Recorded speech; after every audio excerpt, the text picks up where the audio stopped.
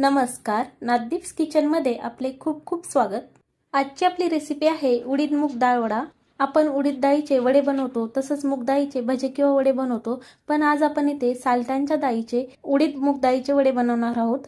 हे वडे खायला पौष्टिक असतातच, पण सोडा किंवा इनो न वापरता वरून क्रिस्पी पण आतून मऊ लुसलुसीत असे घरामध्ये अगदी सहज उपलब्ध होणाऱ्या कमी साहित्यात हे वडे आपण बनवणार आहोत। चला तर रेसिपीला सुरुवात करूया।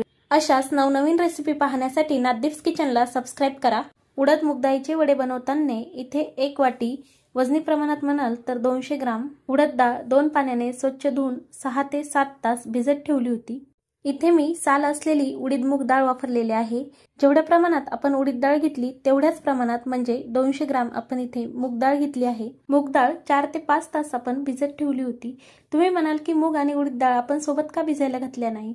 उडीद डाळ भिजण्यासाठी वेळ जास्त लागतो, तर मूग डाळीस भिजण्यास थोडा कमी वेळ लागतो, त्यामुळे आपण ह्या वेगवेगळ्या भिजू घातल्या होत्या, जेणेकरून त्या दोन्हीही सारख्या प्रमाणात भिजतील।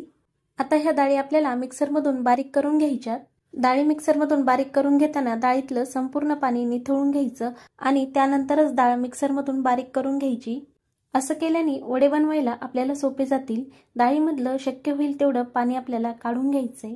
आपण दोन्ही डाळी सारख्या प्रमाणात भिजवल्या आहे, त्यामुळेच मूग डाळीसोबतच उडीद डाळही वाटून घ्यायची, किंवा उडीद डाळ वाटण्यास थोडा जास्त वेळ लागतो, तर तुम्ही उडीद डाळ वेगळी आणि मूग डाळ वेगळी असं दोनदा करून वाटू शकता, परंतु मी ते एकत्रच वाटून घेत आहे।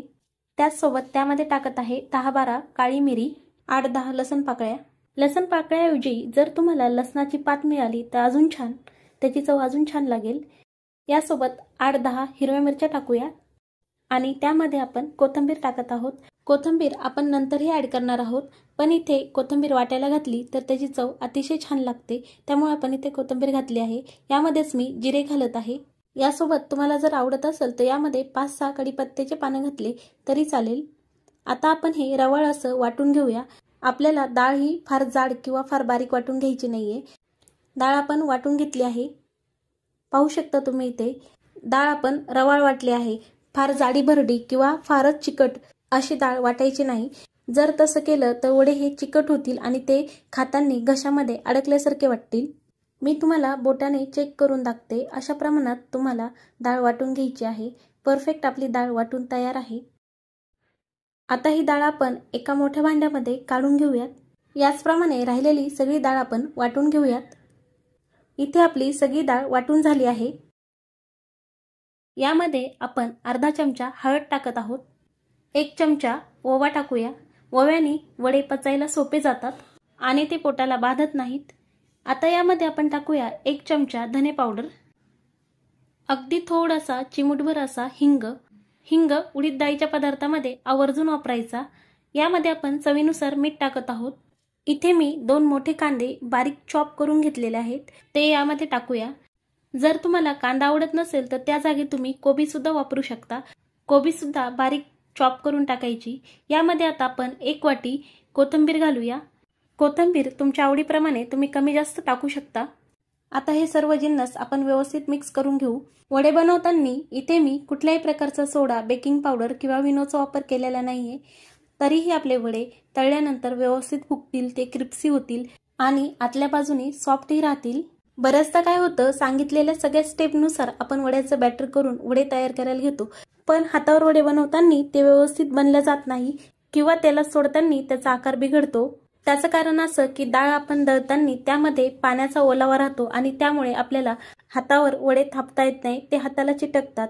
अशा वेळी काय करायचं, जर वड्याचं पीठ पतलं झालं तर त्यामध्ये 2 चमचे तांदळाचं पीठ किंवा तुम्ही पोह्याचं पीठ, किंवा तांदळाचं आणि पोह्याचं पीठ दोन्ही नसेल तर तुम्ही ज्वारीचं पीठ वापरू शकता, पण बेसन वापरू नका। बेसन वापरल्याने काय होईल, त्याला चिकटपणा येईल आणि वडे क्रिस्पी होणार नाही। इथे आपलं वडे बनवण्यासाठी व्यवस्थित पीठ भिजून झाले।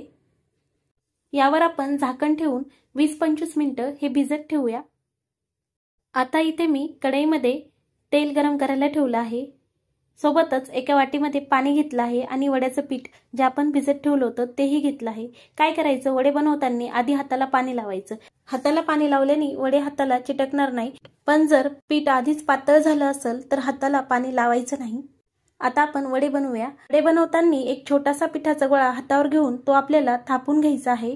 हातावर व्यवस्थित तापून झाल्यावर आपल्याला तो लगेच तेलामध्ये सोडायचा आहे, पण तेलामध्ये सोडताना अगदी अलगद तेलामध्ये सोडायचा, नाहीतर हातावर तेल उडून आपल्याला चटका बसू शकतो। वडे सोडताना गॅसची फ्लेम कमी करायची, पण वडे तळताना गॅसची फ्लेम ही हाय ठेवायची, जेणेकरून वडे जास्त तेल पिणार नाहीत आणि वडे तेलकट होणार नाहीत। वडे तेलामध्ये सोडल्यावर लगेच त्यामध्ये उलथणं घालायचं नाही किंवा ते लगेच पलटून घ्यायचे नाही। तसं केलं तर वड्याचा शेप बिघडू शकतो, त्यामुळे थोडेसे वडे वरतून क्रिस्पी होऊ द्यायचे आणि त्यानंतर ते पलटून घ्यायचे।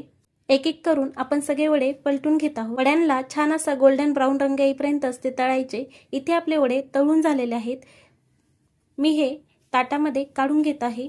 अशाच पद्धतीने राहिलेले सगळे वडेही तळून घ्यायचे। वडे थोडेसे थंड झाल्यावर आपण सर्व करायला घेऊया।